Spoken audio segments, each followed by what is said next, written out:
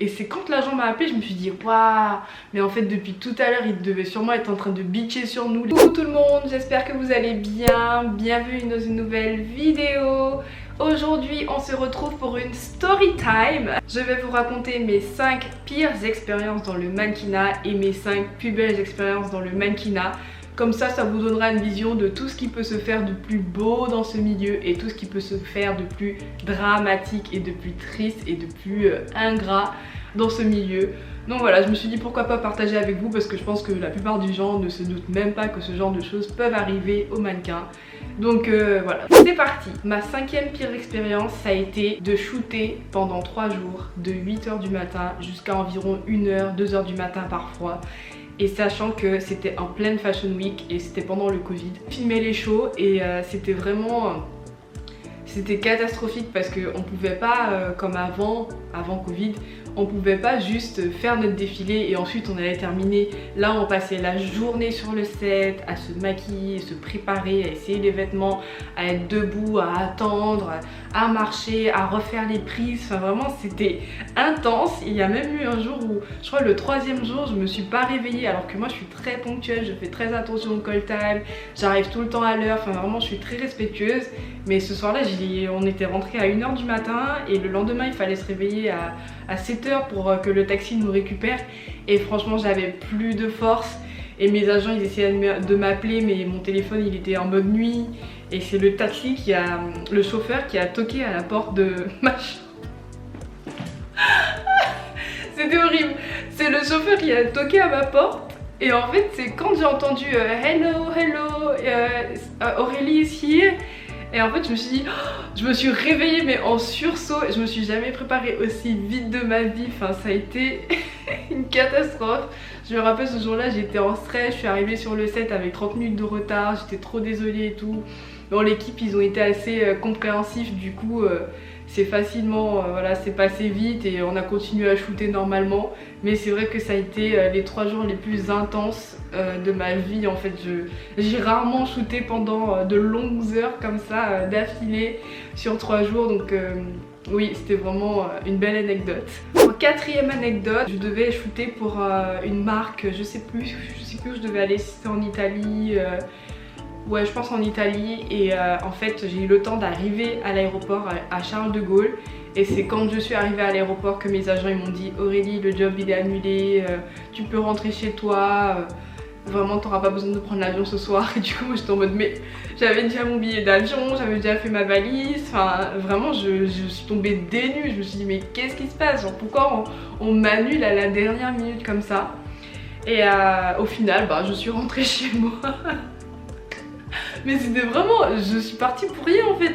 Ça a été vraiment, ça m'était jamais arrivé en fait de partir avec ma valise, d'arriver jusqu'à l'aéroport. Limite je serais arrivée à Milan et ils m'auraient dit c'est annulé en fait. Donc heureusement que j'ai pas eu le temps de prendre l'avion ce jour-là. Mais ouais c'était assez marrant quand même. Après ça m'est arrivé qu'une seule fois donc ça va. Mais des fois on peut être annulé à la dernière minute. Ma 3e anecdote s'est passée cette année. D'ailleurs c'était pas du tout fun. Je crois que je vous l'ai raconté dans une vidéo précédente. En fait j'ai été bookée pour un job en Suisse. Et une fois que je suis arrivée sur place, déjà c'était très compliqué. Le client il était déjà un peu spécial on va dire. Mais en gros j'avais passé la matinée à voyager pour arriver jusqu'en Suisse. Il fallait prendre 2 vols, ensuite un train. Enfin vraiment c'était du n'importe quoi. Donc j'arrive à 13h sur le lieu du shoot et en fait quand j'arrive à 13h moi j'ai passé toute la matinée dans les transports donc j'avais quasiment pas mangé parce que les connexions étaient très rapides, enfin j'ai pas eu le temps de vraiment manger. J'avais juste mangé peut-être un petit croissant le matin mais c'était tout, j'avais pas déjeuné. Et donc une fois j'arrive à 13h on nous dit oui il faut tout de suite aller sur le set pour commencer à shooter et tout et moi je dis mais genre j'ai pas encore mangé, est-ce que je peux juste manger 5 minutes? Et du coup ils nous laissent manger mais en 30 minutes et on n'a même pas le temps de finir de manger que quelqu'un vient déjà nous voir à notre table pour nous demander dans combien de temps on finit. Et du coup moi j'étais déjà un peu stressée par rapport à tout le voyage et au fait qu'ils nous speed pour aller sur le set. Et une fois qu'on commence à shooter, on a commencé à shooter peut-être à 14h, on a fait 1h30 de shooting. Tout se passait plutôt bien, enfin selon moi. En fait moi je pense que je réalise pas certaines choses, je suis un peu... je suis pas insouciante mais je fais pas tant attention que ça en fait. Et donc à un moment donné, je vois ils essayent une jupe et la jupe elle se ferme pas. Et du coup je me dis bon bah c'est pas grave, ils vont me ramener une autre taille. Parce que d'habitude ils te ramènent une autre taille. Et là ils essayent encore une robe ou une autre jupe, je sais plus. Et la deuxième jupe elle se ferme pas. Mais par contre les pantalons, les robes elles se fermaient tranquillement. Limite ils mettaient des clips à l'arrière parce que c'était trop grand. Donc je me suis dit bon peut-être que c'est un problème de sizing. Et là je reçois un appel de mon agent. Elle me fait Aurélie, qu'est-ce qui se passe? Ils veulent plus de vous sur le set. Et moi je tombe, mais le ciel me tombe sur la tête parce que je m'attendais pas du tout à ça. Parce qu'on avait déjà shooté pendant 1h30. Ils avaient déjà commencé à afficher des photos sur les boards. Enfin vraiment j'avais pas l'impression que l'équipe ils avaient un problème avec nous en fait sur le coup. Après ils parlaient en Suisse. Enfin ils parlaient suisse. Et du coup je pense que peut-être que je comprenais pas tout ce qu'il disait. Et c'est quand l'agent m'a appelé je me suis dit waouh. Mais en fait depuis tout à l'heure il devait sûrement être en train de bitcher sur nous les deux mannequins. Parce que l'autre fille aussi elle a eu le même problème, on lui a dit de rentrer chez elle. Parce que pareil la jupe ne se fermait pas sur elle. Et du coup moi je me disais mais c'était vraiment un problème de sizing en fait. Enfin à milieu de penser que le client il pense qu'on est grosse. Et du coup bah là mon agent elle me dit non c'est bon tu peux rentrer chez toi, ils veulent même pas te payer, c'est la merde. Et j'étais bookée pour 3 jours et c'était l'anniversaire de ma fille ce jour là et je suis partie le jour de l'anniversaire de ma fille pour aller faire ce job là. Et franchement j'étais dégoûtée, je me suis dit mais franchement traverser toute la France, toute la Suisse pour arriver jusque là, pour qu'on me traite de grosse. Enfin vraiment c'était du grand n'importe quoi. Après c'est vrai que je revenais de vacances de la Martinique, je vais pas mentir, je revenais de vacances de la Martinique. Je suis rentrée peut-être le vendredi à Paris et je crois que c'était le lundi. J'ai même pas eu le temps de me remettre du décalage horaire. Le lundi je partais déjà pour la Suisse. Ou le dimanche, je sais plus, peut-être le dimanche. Bref, 24 heures après je repartais déjà pour la Suisse. Et clairement moi en Martinique quand je rentre, je mange. Je suis pas... Vous voyez, moi je suis la mannequin qui mange. J'aime manger, par contre j'aime beaucoup faire du sport à côté pour garder la ligne. Mais je vais manger, surtout quand je rentre chez moi et que ça fait 1 an que je suis pas rentrée. Clairement, quand je suis repartie et que sur le shoot on m'a traité de grosse, mais je suis tombée des nues, je me suis dit mais... Franchement, c'est vrai qu'on se rend pas compte, mais ce métier-là est hyper exigeant et les clients sont parfois tellement... Enfin, c'est tellement grave en fait parce que je me dis mais je suis pas grosse, enfin... J'ai jamais eu ça. Et pourtant ça fait 7 ans que je suis mannequin, j'ai jamais eu un seul client qui s'est plaint de moi parce que j'étais grosse. Et du coup, ils ont fait venir 2 autres filles et apparemment les filles elles faisaient du 32-34. Et moi j'étais en mode bah... Si vous cherchez une fille en 32-34, c'est pas moi qu'il faut appeler. Donc clairement pour tout l'argent du monde, prenez-les. Prenez ces filles là qui sont comme ça, qui sont maigres à la mort. Enfin vraiment moi, bah, je fais un 34, 34 et demi, 36 presque. Donc 32 c'est clairement mort pour moi, vraiment. Je préfère être honnête, prenez des filles qui sont maigres. Prenez des filles qui mangent pas. Voilà, moi je sais que je fais mon sport, je suis fit, mais je suis pas maigre à la mort, je suis pas anorexique. Donc clairement c'est comme ça. Et ouais cette histoire m'a un peu... C'est pas que ça m'a traumatisée mais ça m'a mis le moral dans les chaussettes et je me suis dit mais franchement j'ai jamais eu d'expérience comme ça. Et c'est vrai que ce milieu là, ben, si t'es pas forte dans ta tête tu peux vite te retrouver à être brisée, à prendre un coup dans ta confiance en toi, à te sentir comme moins que rien. Tout ça parce que tu rentres pas dans une jupe. Enfin vraiment des fois je me dis mais je ne comprends pas en fait il y a quoi là-dedans. Et vous connaissez pas le sizing. Genre je sais pas moi.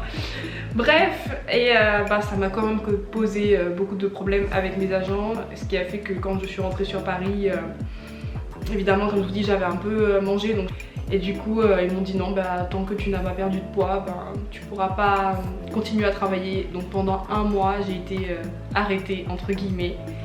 Et moi pendant 1 mois ça a été le stress mais comme pas possible. Parce que moi rester 1 mois sans travailler c'est juste pas possible en fait. C'est l'angoisse. Et donc du coup pendant 1 mois bah, j'ai fait un régime intensif. J'ai fait des massages, j'ai fait des séances de GMP. J'ai fait beaucoup de sport. Et j'ai perdu 5 kilos. Voilà, 5 kilos en un mois. Ma deuxième pire histoire, ça a été d'être annulée sur un show alors que j'avais une robe faite sur mesure. En fait, on m'appelle, on me dit Aurélie, tu es annulée pour le show. Et clairement, moi j'étais super déçue. J'en ai pleuré, enfin j'étais triste parce que je me disais mais la robe a été faite sur moi. J'ai même été à Londres pour l'essayer et je suis revenue à Paris, le show il était confirmé, enfin comment ça se fait? Ils me disent non, ils vont plus mettre la robe et tout dans le show. Et c'est pas quand je regarde le show, ils ont mis notre mannequin à ma place. Voilà. Donc ça a été vraiment, j'étais tellement déçue. Je me suis dit mais waouh. Donc on me dit que c'est annulé, alors qu'en fait ils ont juste mis une autre fille dans ma robe en fait. Ils ont juste attribué mon look à une autre fille. Donc ça clairement ça m'a brisé le cœur. Je me suis dit mais en plus la fille elle était beaucoup plus grande que moi. Vous voyez que c'était pas ses mesures parce que la robe elle était trop courte. Et clairement j'étais en mode ok, genre pourquoi en fait? Donc vraiment ce milieu là il faut avoir les épaules parfois parce que clairement tu peux aller de déception en déception, t'as des clients qui te font des coups, enfin en fait ils réfléchissent même pas au mal que ça peut te faire s'ils t'annulent ou s'ils donnent ton look à quelqu'un d'autre, s'ils te mentent, enfin des fois c'est vraiment ingrat, hein. Vraiment c'est vraiment ingrat tu vois. Une autre story time ça a été d'être annulée, pareil, le jour des répétitions. En fait on me dit c'est bon Aurélie tu vas faire le show, ça c'était pendant la Fashion Week. Aurélie tu vas faire le show, t'es confirmée avec 5 autres mannequins, nanana, les répétitions c'est demain. Du coup moi je vais aux répétitions, je suis toute contente et tout, je me dis ah je l'ai fait et tout. En plus ça allait être mon premier show pour cette marque là, donc j'étais vraiment contente. Et là en fait quand j'arrive sur place, vous savez ils font un line-up pour les mannequins. Et sur le sol, ils mettent les prénoms des mannequins avec le numéro de passage. Donc t'as numéro 1 Erwan, numéro 2 Stony, numéro 3 Candice.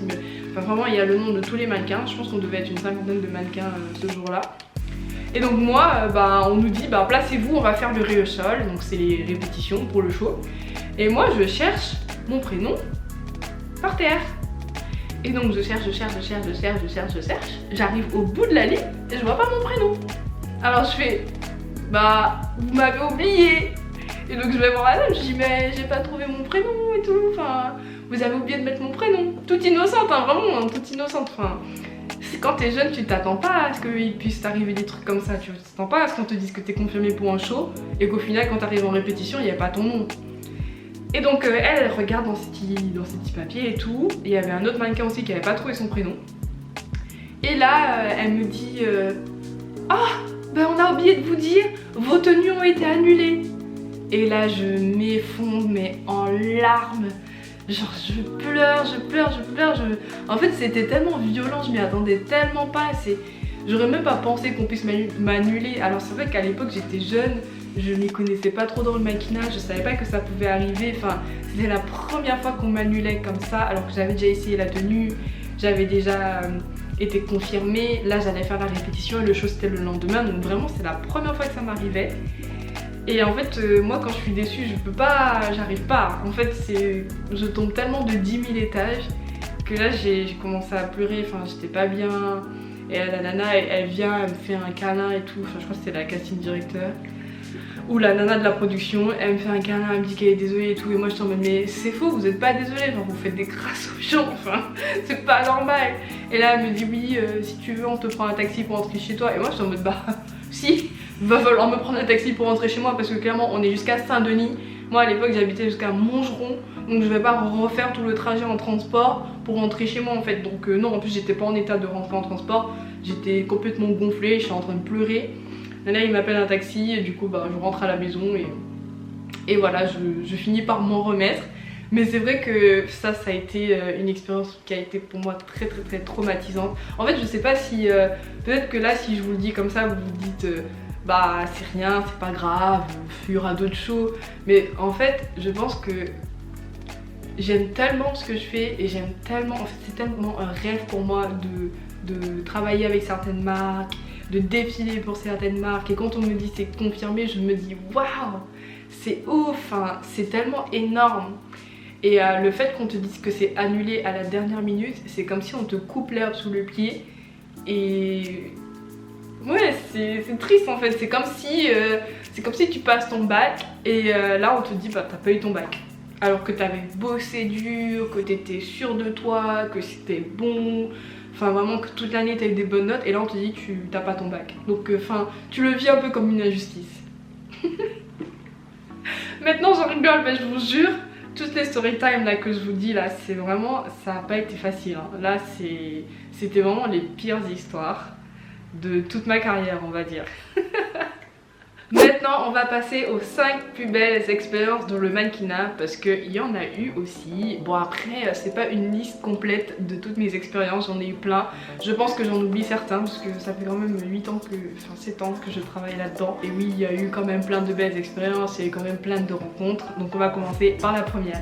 Ma 5e plus belle expérience ça a été de faire la couverture de Time Luxe Magazine et la couverture de WWD Magazine à Milan. Je suis très fière d'avoir fait la couverture de ces deux magazines et j'avais fait aussi une couverture pour le Zoo Magazine en Guadeloupe, donc ça aussi j'étais très fière, c'était ma première couverture, donc clairement trop fière de moi. Et quand j'ai commencé le mannequinat, pour moi c'était un rêve, je voulais faire les magazines et me retrouver en couverture de magazine.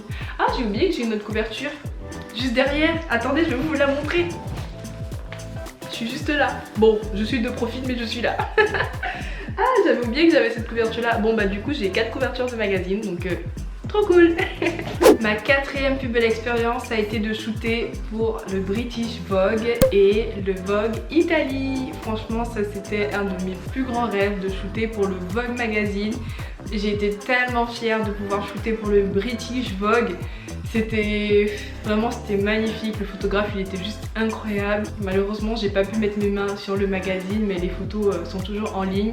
Ça a été l'une de mes plus belles fiertés de shooter pour ce magazine de mode. La 3e plus belle expérience ça a été de fermer le show Jil Sander et ouvrir le show couture Balenciaga il y a 2 ans. Donc clairement ça c'est mes plus grandes fiertés. Pareil dans le domaine de la mode, fermer un show et ouvrir un show c'est hyper important, c'est un honneur, c'est voilà, c'est vraiment une fierté.